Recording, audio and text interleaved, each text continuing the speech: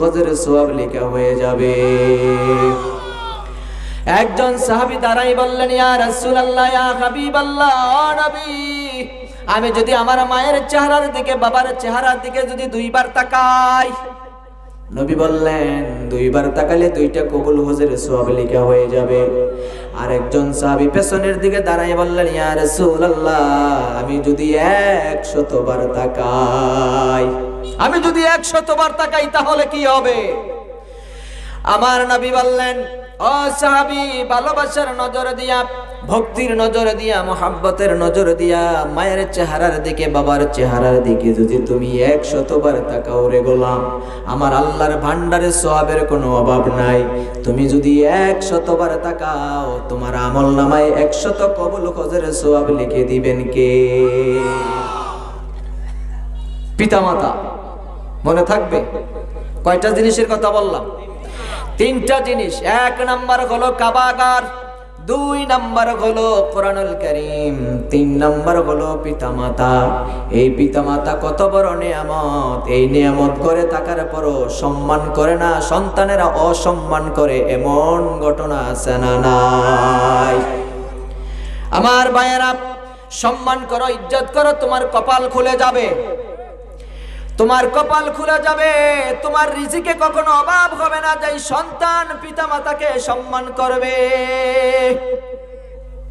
পিতামাতাকে যারা ভালোবাসবে, তার রিজিকে অভাব হবে না, তার অভাব অনটন থাকবে না।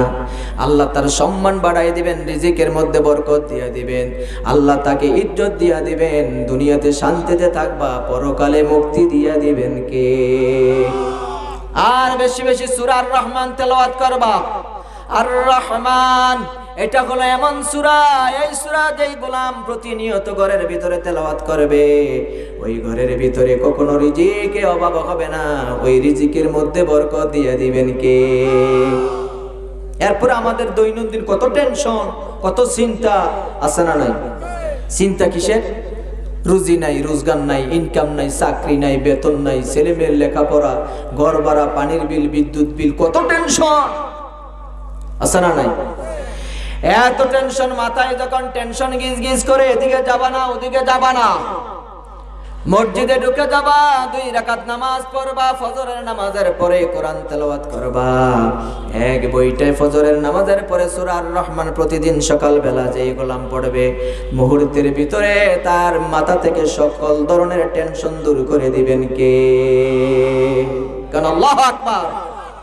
বিশ্বনবী সাল্লাল্লাহু আলাইহি ওয়াসাল্লাম জান্নাতের ভিতরে যখন জান্নাতি বান্দারা যখন থাকবে, জান্নাতি বান্দারা যখন জান্নাতে যাবে, আল্লাহ জিজ্ঞেস করবেন, ও জান্নাতীরা, জান্নাত পেয়ে তোমরা খুশি না বেজার?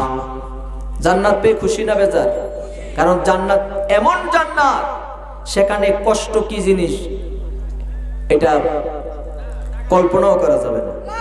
কারণ আল্লাহু আকবার, মানে শান্তি কত প্রকার এবং কি কি সবটা আছে জান্নাতের ভিতরে। কারণ আল্লাহু আকবার। আর কষ্ট কি জিনিস এবং কত প্রকার, এটা হলো জাহান্নাম। এটার নাম হলো জাহান্নাম, পুরাটাই আগুন দিয়ে বানানো।